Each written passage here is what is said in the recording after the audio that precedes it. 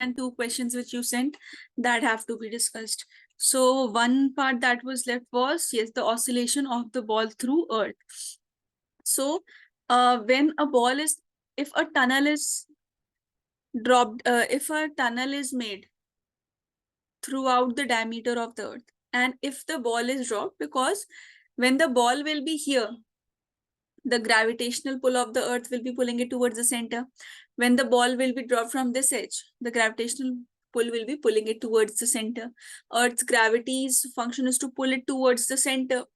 So because of this, a to and fro motion will be developed, and there will be an oscillation of the ball through the center. So this says that when a ball is dropped in a tunnel passing through the center of earth, then it will oscillate due to gravitational force of earth about its center. At any instant t, ball is at distance from the center of earth. Restoring force on ball, F is equal to mg. Acceleration due to gravity, this will be gy by r. We have studied this already in the gravitational lesson.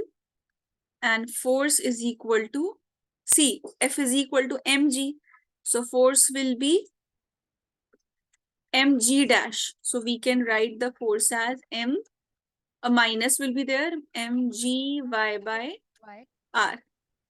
See, if I write this term like this, minus mg by r into y, this is again F is equal to minus ky.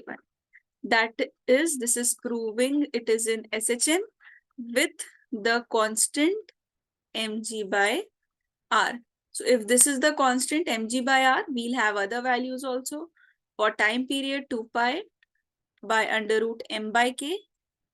So when we put in the value of the constant, t is equal to 2 pi under root m, k will be mg by r, mm will be cancelled. So t is equal to 2 pi under root r by g. This will be the form.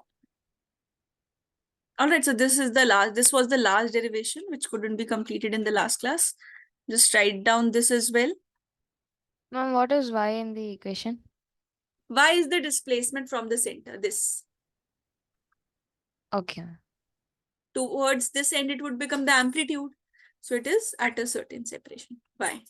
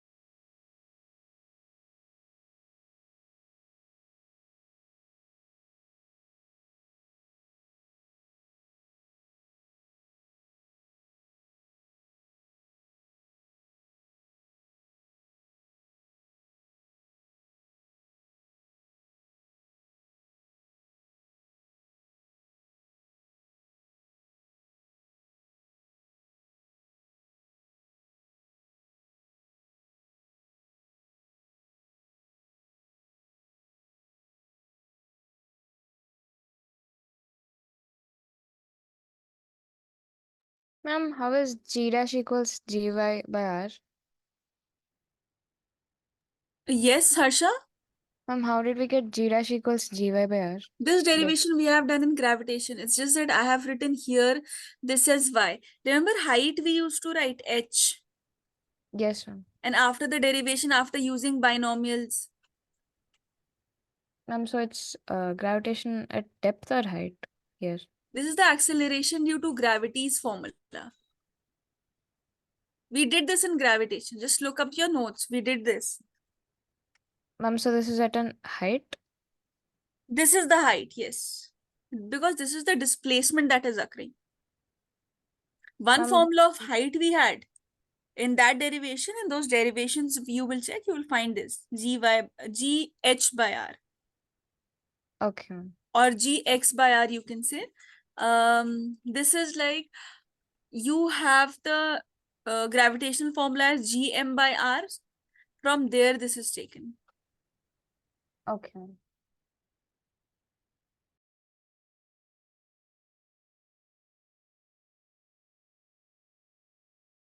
Ma'am, can you scroll up?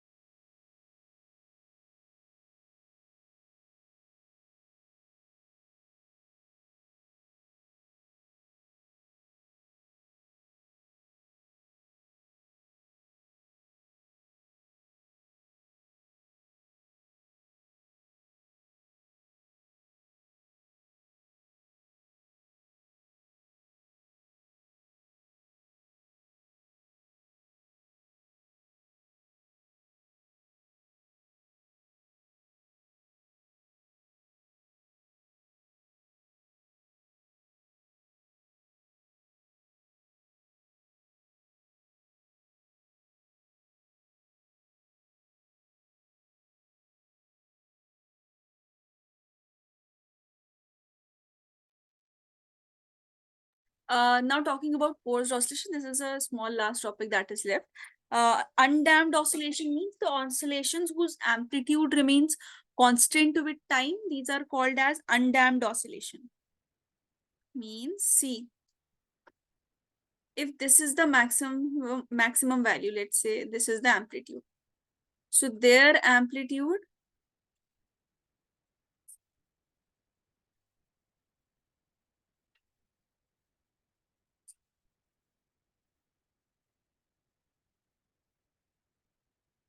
this will be fixed. See, all these are at the same level.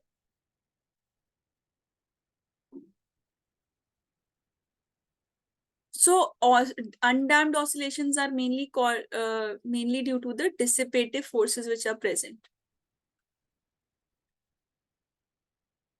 Dissipative forces like the, any example of dissipative force? Friction. Friction, right? So dissipative forces like friction force, these are dissipative because they produce heat. So when these forces are acted in the nature, what happens? What happens is that amplitude and frequency, they remain constant in case of undamped oscillation. All right. Now see, when these dissipative forces are absent, they are not present, the amplitude and frequency will be remaining constant. But if the same thing occurs, it can happen that the dissipative forces are now here, they are present. So here the frequency changes. So it gradually, this decreases. This is the difference between damped oscillation and undamped oscillation. So in its derivation, see, this is a spring mass system that is kept in water. So this is a constant, you don't have to go into this detail because this derivation, we will already see things over here. What all things are necessary, what all things are essential. What you have to remember from here, because this is not also so much important, F is equal to minus kx was our equation already. But if in your system, now we are talking if damping occurs in the system. If damping occurs in the system, then you have constants also. That is the damping constant and you have the velocity also. So it is minus b into v. B is a constant. That would be given, the value would be given. So force F plus kx plus bv is equal to 0. So value of force, m d square x over dt square. Velocity is dx over dt. So when we put in the value, why m dx square over dt? Because acceleration is second differential equation of displacement. And force is mass into acceleration. So mass is multiplied. So when we put in the values, we get this equation. Now what we do, we divide it by m. So when mm is cancelled, d square x over dt square plus kx by m plus b by m dx over dt. Now see the second order differential equation of SHM. This is due to the damping. So this entire extra term is coming because of the dissipative forces present in the nature. All these forces are coming because of it. So solution of this equation, these derivations are not there in your syllabus. All these derivations. So solution for the damping force, the formula is now x is equal to a e to the power minus bt by 2. So this additional term is coming because of damping. This derivation is not there, so we are not doing because integration and a lot of constant terms are involved, which you don't need to remember right now. Cos omega t plus phi. Omega dash is under root k by m minus b square by 4m square. This is due to damping. And amplitude is a into e to the power minus bt by 2m. B is here again the damping constant. This is the damping constant. So at t is equal to 0, a dash is equal to a e to the power 0. Amplitude is a. Formula of energy, when we come to the formula of energy, it's E dash, this is equal to half m omega square A dash square. So now the amplitude will also be the new amplitude with this additional term. This will be the amplitude now. When we're talking about the amplitude, this will be the amplitude A square E to the power minus BT by 2m was there. But since amplitude has been squared up, that's why this 2 has been cancelled. At t is equal to 0, E is equal to half m omega square A square. E dash is equal to E into E to the power minus BT by. So write it down. Before that, just have a look at this. This is the graph of amplitude, which is decreasing, and a graph of energy, which is decreasing. What are the free oscillations and forced oscillations in the system, in the body, when we're talking about the forced oscillation and free oscillations? See, when a body is capable of oscillating, is made to vibrate with its own natural frequency, we say it is free oscillation.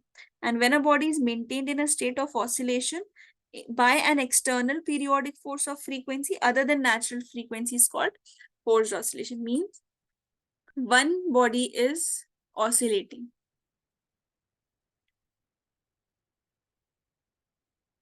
This one body is oscillating. It is having some value of its frequency. Its own. This is automatically at this frequency. It is automatically oscillating. In case of forced oscillation, there is another body, second body. This is not oscillating. But when a certain frequency is given, at this frequency, let's say 5 hertz, it's not oscillating. But when we are forcing and giving this as 10 hertz, this is oscillating. So we have intentionally made this oscillation to occur. That's why this is a case of forced oscillation. And this was a case of free oscillation, where automatically whatever its natural frequency was, it was oscillating. One question is there. That one question we'll see. Just write down this.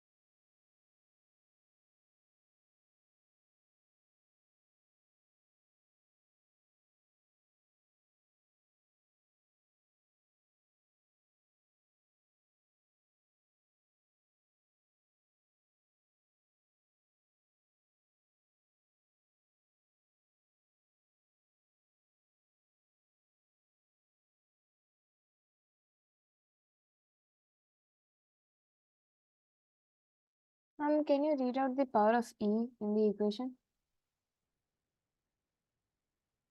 Yes, Harsha. Can you read out the power of E in the equation?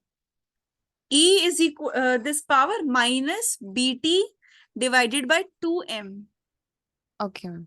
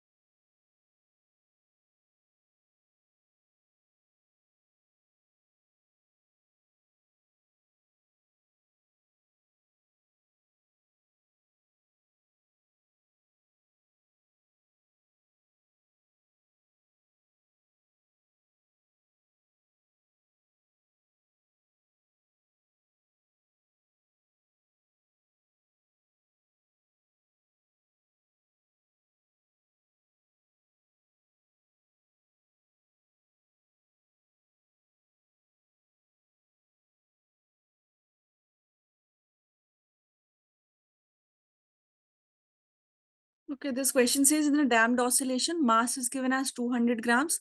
The constant is given as K, the spring factor. The spring constant is given as 90. Damping constant is B, which is 40 gram per second. You have to calculate the time period of the oscillation, time taken by amplitude to drop half to its initial value, the time taken by mechanical energy to drop half of its initial value. Energy and amplitude both. So it means A dash and E dash, this is given as this. So what all things we have? We have the mass as 0.2 kg. B will be 40 into 10 to the power minus 3 kg per second. So we can write it as, no, this was given in gram per second. So we have to convert it into kg, no? 40 gram per seconds. So this will be now 0.4 kg per second. So omega dash, this will be under root k by m minus b square by 4m square. So omega dash will be k is 90, m is 0.2, this is 0.4 whole square by 4 into 0.2 whole square. This you can solve and calculate later. Now it will be 0.04, right? This is 1040 by 0.04. This will be 0.04. This is 0.04 kg per second, 0.04. This was the first part.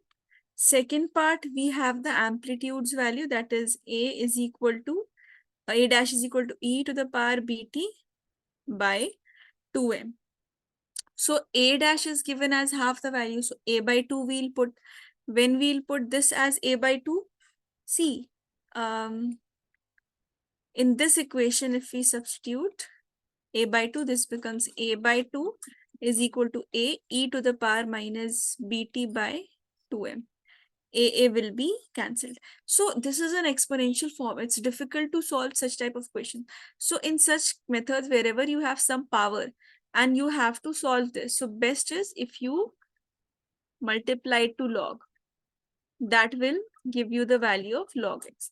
Because when you integrate log x, you write it in the exponential form. So when we'll multiply it by log on both the sides, ln2 will be equal to ln e to the power minus bt by 2m. So ln2 is equal to bt by 2m. And log 2's value, you remember, this is 0.693. This you can put, and the rest of the values you can calculate. Same thing for energy, You put the value as E by 2. You get this equation. Same here, just 2 won't be there. Same thing. But here we have to calculate the time period. All right, write down the solution.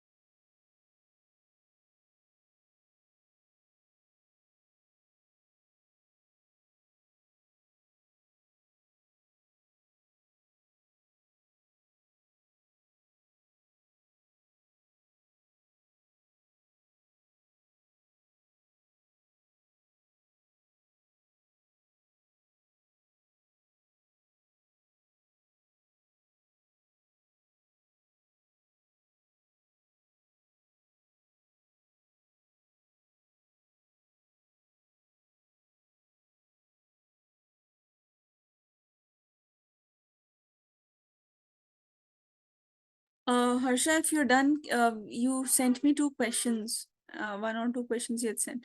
Let us discuss the solution of that. The one question was function sine square omega t, it was given, and you had to find whether it represented simple harmonic, just the SHM, or periodic. So see, I've already told you, when there is involvement of sine, or you see cos, or you see sine plus cos, their combination, this is always periodic. So that part is clear. See, if this is the equation, when you will differentiate this, what will you get when you will differentiate sine square omega t?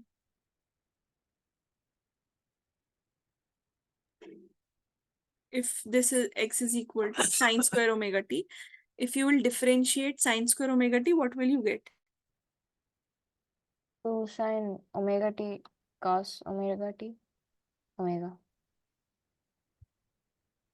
2 2 sine omega t cos omega t into omega. sine or cos? And both, right? First sine and then cos. Just dictate with what you're saying. And 2 sine omega t cos omega t into cos. Yes, into Yes. omega, right? Omega. Yes. Dx over dt, when you will write, see, this becomes, here no amplitude is there, so directly I'll write 2 sine omega t cos omega t into omega, correct? And if I'll differentiate this once again, then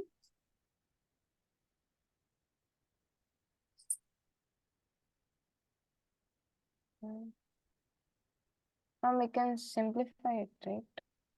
we can simplify this also, yes.